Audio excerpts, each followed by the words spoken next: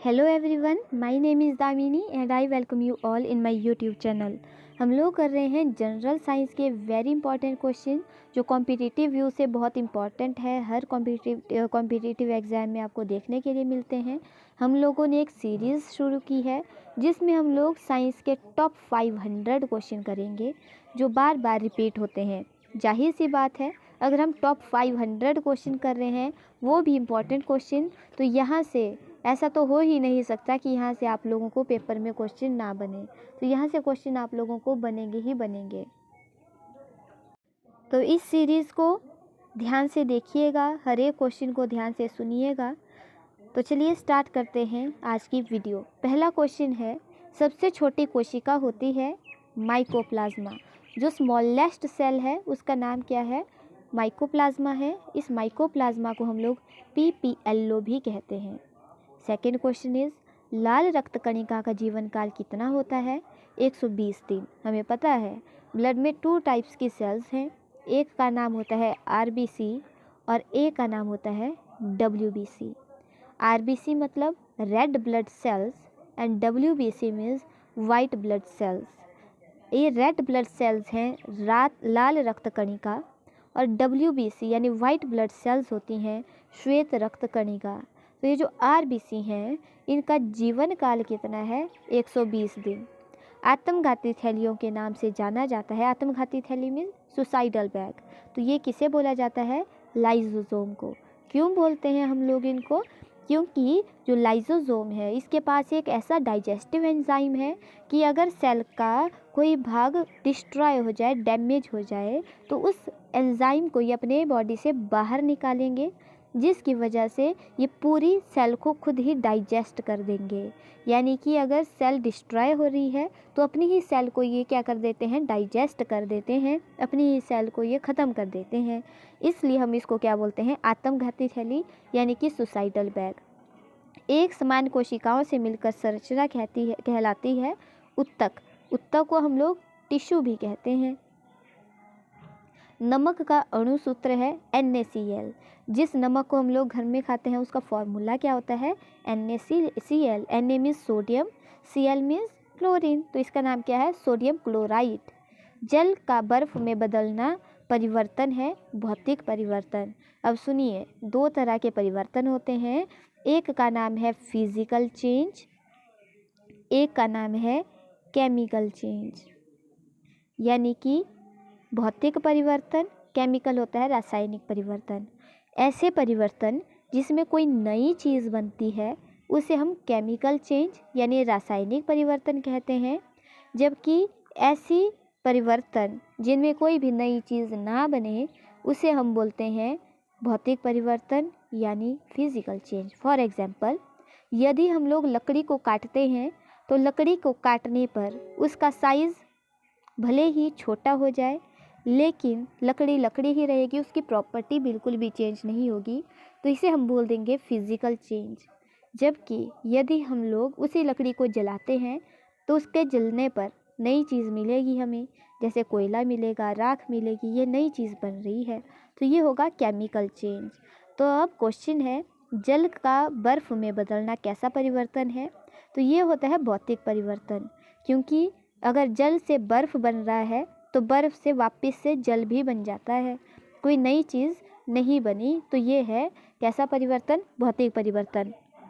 पीयूष ग्रंथि को नियंत्रित करने वाली ग्रंथि है हाइपोथैलेमस। देखिए, ये जो पीयूष ग्रंथि है इसे हम पिट्यूटरी ग्लैंड भी बोलते हैं, और सबसे स्मॉलेस्ट ग्लैंड है ये। मैंने पिछली वीडियो में आपको बताया था कि सबसे स्मॉलेस्ट ग्लैंड ह्यूमन बॉडी में कौन सी है, वो है पिट्यूटरी ग्लैंड और पीयूष ग्रंथि। एक और बात पीयूष ग्रंथि के बारे में, इसे हम लोग मास्टर ग्लैंड भी कहते हैं पीयूष ग्रंथि को। और एक और ग्रंथि है जिसे हम लोग बोलते हैं लीवर, और यह है सबसे लार्जेस्ट ग्लैंड।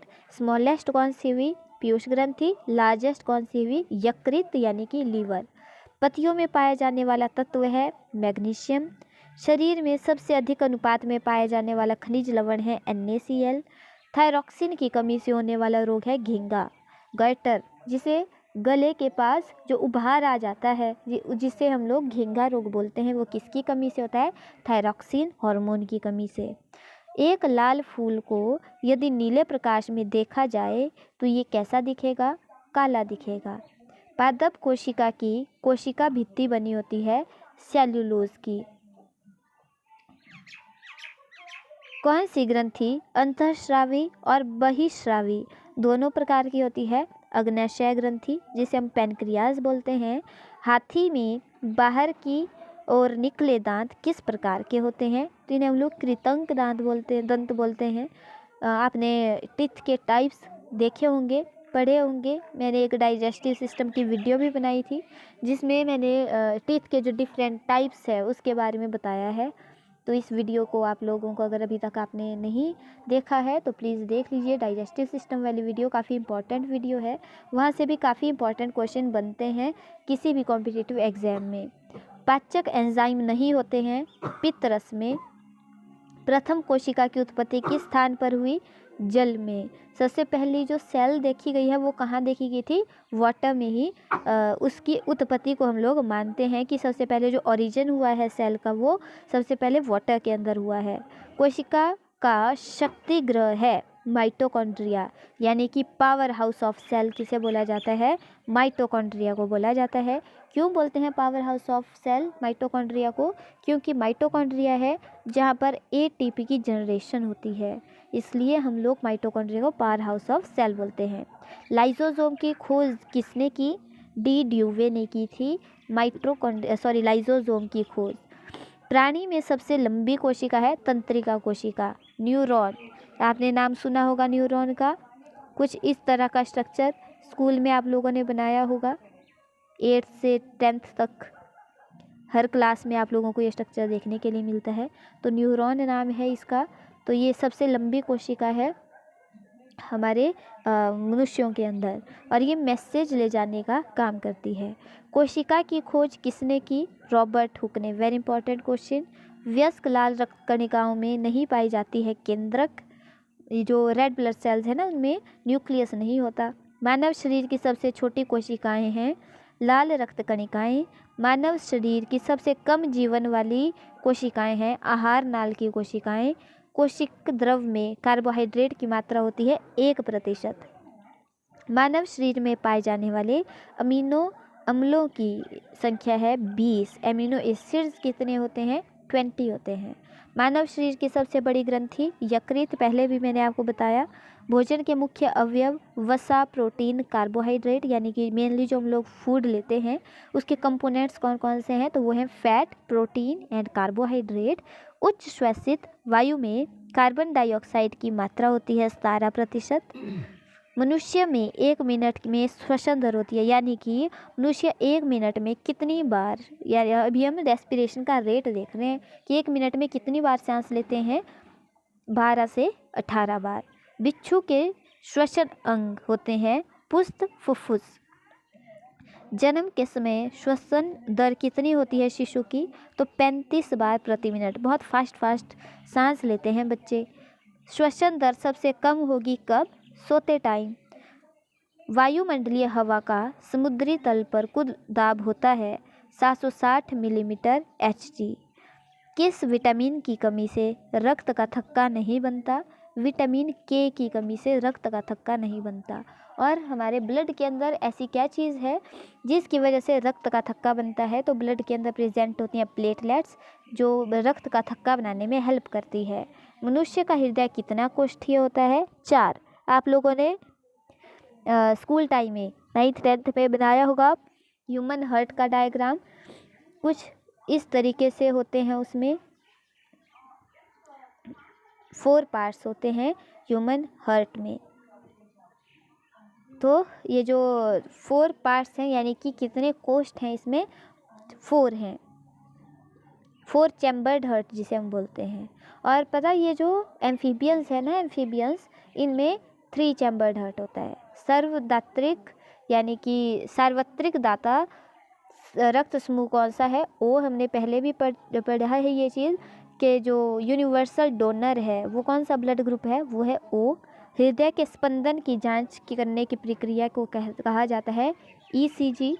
रक्त होता है क्षारीय। आप लोगों को पता है कि बेसिक होती हैं चीज़ें, एसिडिक होती हैं। तो ये होता है बेसिक, क्योंकि जो ब्लड है, ब्लड का पीएच मान कितना है, 7.4 है ब्लड का पीएच। और हमें पता है 7 इज़ न्यूट्रल। 7 से आगे की तरफ जब भी काउंटिंग चलती है पीएच पेपर पर, उसे बोलते हैं हम लोग बेसिक। और 7 से पीछे क्या होता है, 6, 5, ये सारा होता है एसिडिक।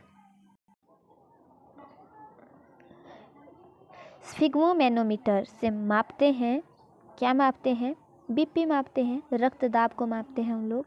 एंटीबॉडी का अभाव होता है रुधिर वर्ग AB में।